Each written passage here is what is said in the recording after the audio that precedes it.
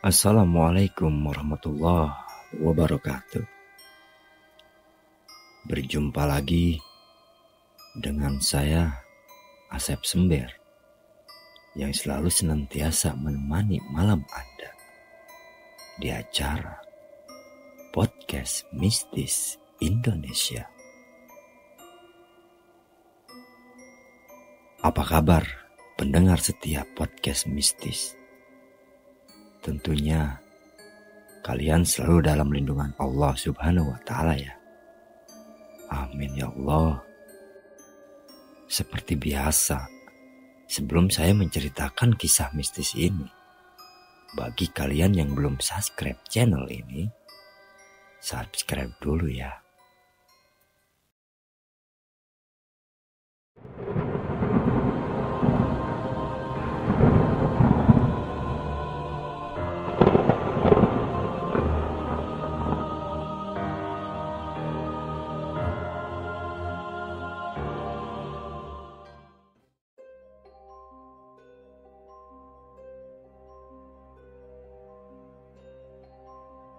Liung Tutut adalah sebuah kebun yang cukup luas, berada di tengah-tengah persawahan, terletak di antara Kampung Nengewer, Martikolot, Sindang Langka, Bojong, dan Kampung Cilotok, tempat tinggalku berada. Mitos yang berkembang di sana. Ada harta karunnya, ada 2 kendi yang berisi koin emas. Bahkan kendinya pun terbuat dari emas. Siapapun yang bisa mengambil akan menjadi miliknya. Di tengah kebun itu ada sebuah petilasan, dan sering juga para penjara datang ke sana. Dan penghuni di sana juga sangat usil, selalu membuat orang berputar-putar kalau sudah memasuki area Liung Tutut. Saya dan kawan saya buktinya.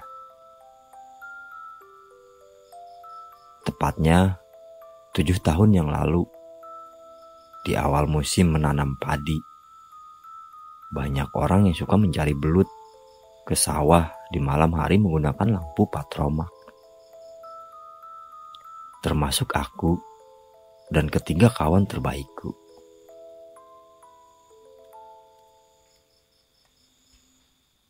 Saat sore hari, persiapan telah kami lakukan, terutama pengecekan lampu patromaknya.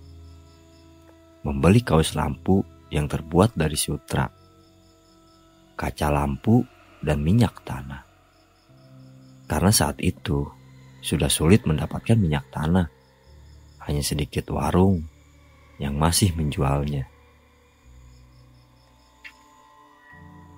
Setelah semuanya siap, kami hanya tinggal menunggu waktu datangnya malam. Sekitar habis sholat Isya, kami selalu memulai petualangan malam, mencari belut di setiap petakan sawah. Singkat cerita, waktu berpetualang pun tiba. Cuaca malam yang sangat gelap menambah semangat kami berpetualang. Karena kalau cuaca malam banyak bintang, apalagi munculnya bulan, akan membuat kami tidak bersemangat. Sudah dipastikan tidak akan mendapat hasil belut yang memuaskan. Belutnya tidak akan keluar kalau cuaca malam terang. Langkah awal memasuki persawahan, kami mulai dengan bismillah. Bismillahirrahmanirrahim. Petak demi petak sawah kami lewati. Dan hasil bulutnya pun sudah lumayan banyak. Dan tidak sengaja kami telah memasuki area Liung Tutut. Di mana ini, Don? Ucap Angga. Dia adalah teman kami yang paling muda umurnya.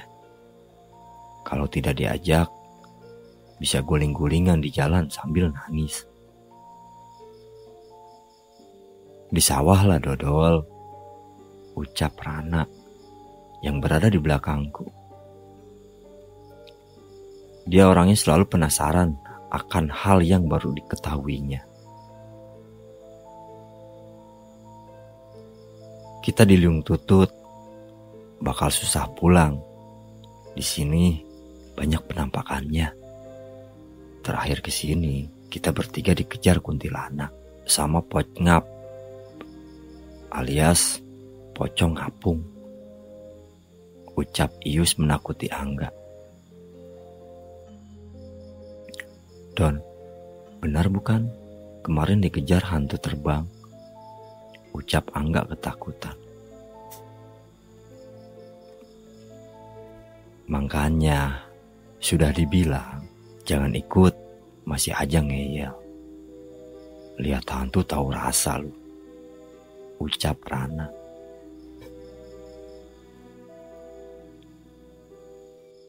Dan kuhentikan langkah kakiku sejenak untuk melihat di mana kita sekarang. Jarak lampu patromak kurang lebih 5 meter ke depan, belakang, dan samping.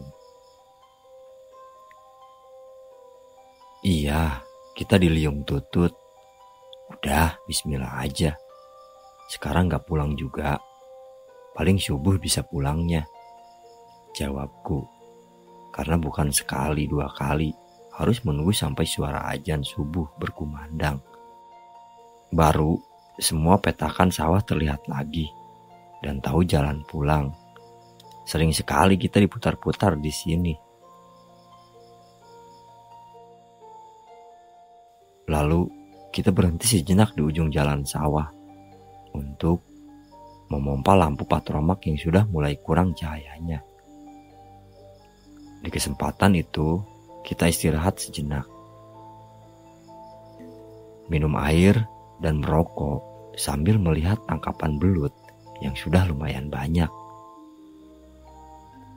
Bukan di ember hitam ya, tapi di sebuah tas yang terbuat dari rotan.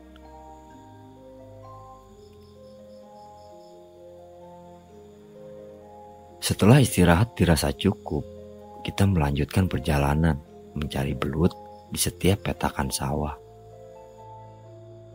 Dan benar saja, kita hanya mengelilingi kebun Liung Tutut. Kita balik lagi ke tempat istirahat tadi. Tuh kan, kita balik lagi ke tempat istirahat tadi, ucapku sambil menghentikan langkah. Iya benar, kita balik lagi.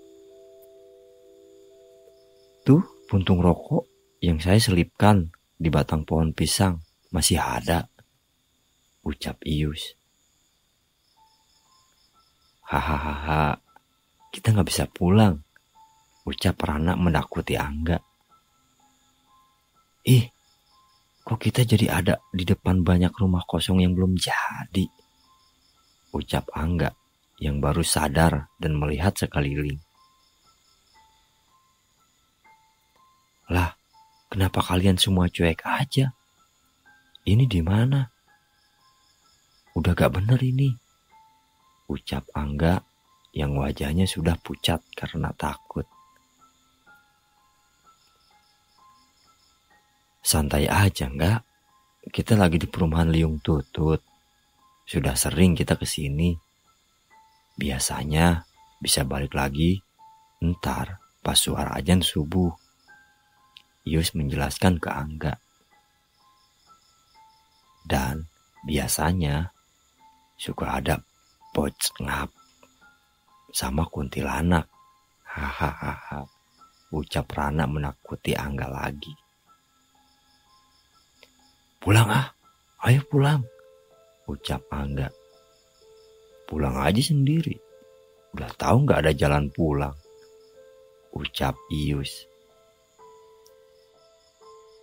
Dan hujan pun turun, tapi tidak deras. Dengan terpaksa, kita harus berteduh di bawah pohon pinggir kebun. Karena lampu patromak kalau terkena hujan, pasti akan mati. Jadi, kita memutuskan untuk berteduh.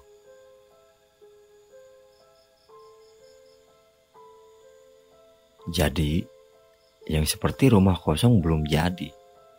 Itu adanya di seberang satu petak sawah. Sedangkan kebunnya itu masih ada, tidak berubah. Yang berubah itu petakan sawahnya. Tidak ada jalan keluar jadinya.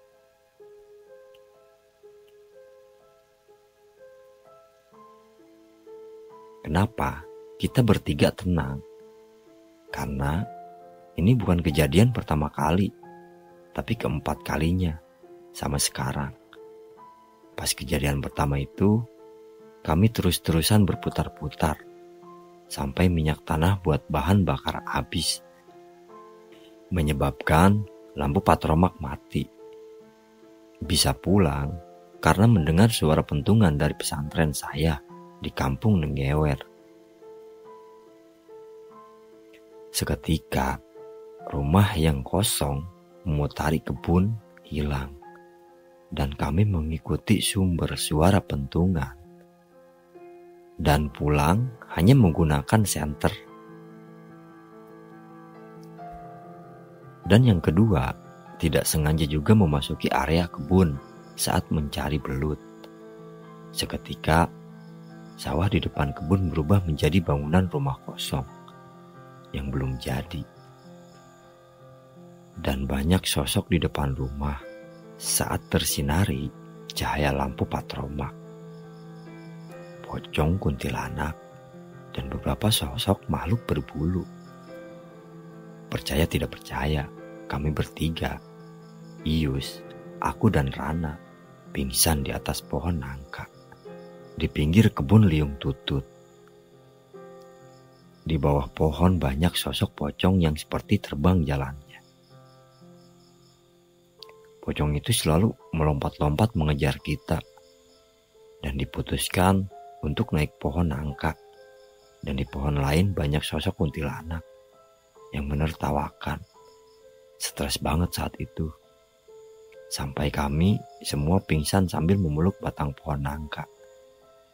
Karena takut terjatuh. Dan kalau sampai jatuh, pasti diterkam pocong yang menunggu kami di bawah. Kami semua tersadar saat matahari terbit dan langsung lari terbirit-birit pulang ke rumah.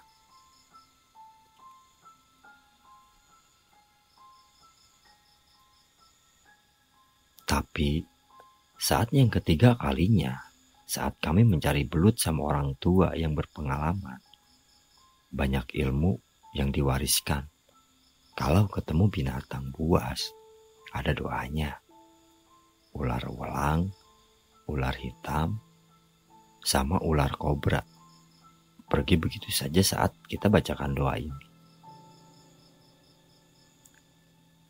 Dahulu kala, saat seorang ustadz pulang dari panggilan pengajian, di tengah perjalanan pulang ke rumah, tidak sengaja menginjak ular hitam kecil berbisa.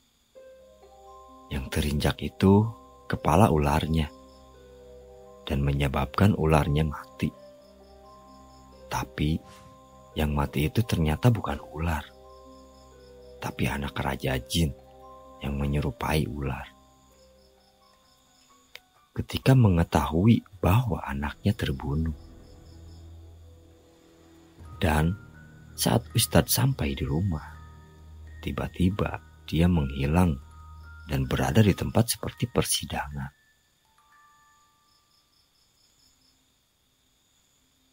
Kenapa kau bunuh anakku, wahai manusia? Ucap Raja Jin. Aku tidak membunuh siapapun. Agamaku melarangku untuk membunuh. Neraka bagiannya kalau aku membunuh. Ucap Ustadz. Yang kamu injak sampai mati, itu anakku. Ucap Jin. Mana mungkin aku melakukan hal sekeji itu, balas Ustadz. Anakku, saat itu sedang menyerupai ular dan kamu menginjaknya sampai mati. Ucap jin itu. Maafkan aku yang tidak sengaja membunuh anakmu. Aku sama sekali tidak tahu bahwa ular itu anakmu. Jika kamu marah karena ketidaktahuanku, aku rela mati agar kamu bahagia. Tidak ada sedikit pun niatan untuk membunuh anakmu, ucap Ustadz. Jin itu terdiam sejenak, memikirkan apa yang Ustadz jelaskan. Saya terima ucap maafmu, dan saya mengakui bahwa anak saya yang salah, karena menjelma menjadi seekor ular. Dengarkan baik-baik, saya juga jin muslim. Jika tidak sengaja bertemu dengan binatang buas, mau itu ular, harimau, buaya, anjing, jangan pernah membunuhnya kecuali dia mau membunuhmu. Sekarang tutup matamu, kupulangkan lagi kau ke rumahmu. Selingan cerita tentang Ustadz yang pernah menginjak ular di area Liung Tutut.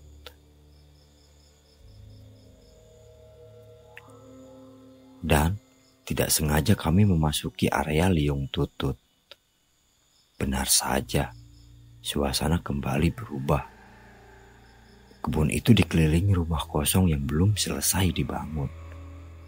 Padahal kenyataannya di sekeliling kebun hanyalah sawah. Tidak ada rasa takut karena sang pawang memberi ketenangan dan kita malah diam di bawah pohon nangka pinggir kebun.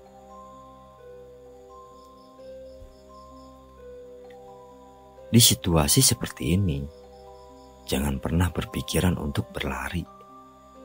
Mereka sedang menunjukkan keberadaannya. Ingat, di dunia ini bukan hanya ada manusia yang diciptakan Tuhan, tapi ada jin yang diciptakan, ucap pawang. Tiba-tiba, semua pohon bergetar seperti ada gempa. Suara tangisan, ketawa, menggeram, membuat tubuh kita bertiga ikut bergetar. Rasa takut karena banyak sosok yang bermunculan.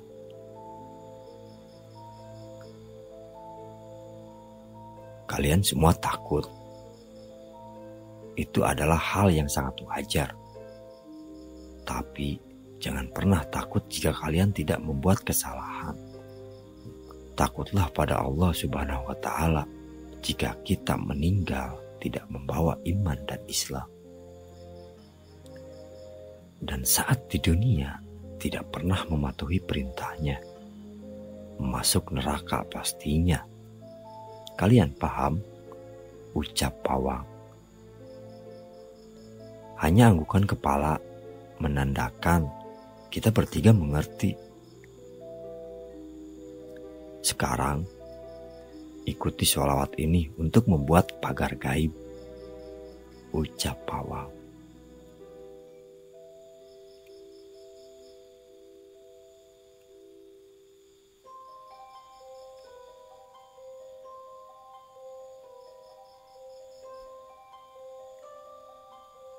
Insya Allah, semua makhluk gaib yang berniat jahat tidak akan pernah bisa mendekati dan mengganggu kita. Seram tidaknya wujud mereka tergantung keimanan kita kepada Allah. Jadi jangan pernah takut. Mereka juga sama ciptaan Allah. Yang membuat celaka itu diri kita sendiri. Kita di sini tidak akan bisa pulang sampai suara azan subuh berkumandang. Santai saja. Kita di sini menikmati tontonan yang jarang terjadi. Dan satu saran saya, kemanapun kalian pergi, harus meminta izin orang tua untuk meminta doa keselamatan. Karena jikalau terjadi kecelakaan atau tidak ada kabar, mereka akan mencari. Paham? tegas sang pawang dan membuat kita jadi tidak pernah takut lagi jika melihat hal gaib.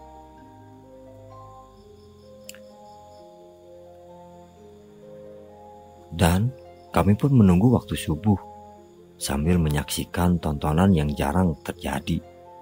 Kuntilanak, pocong, makhluk bertubuh besar, dan banyak sosok lainnya. Dan cerita pun bersambung. Untuk kelanjutan kisah ini, saya lanjut di part 2 ya. Akhirul kalam dari saya. Assalamualaikum warahmatullahi wabarakatuh.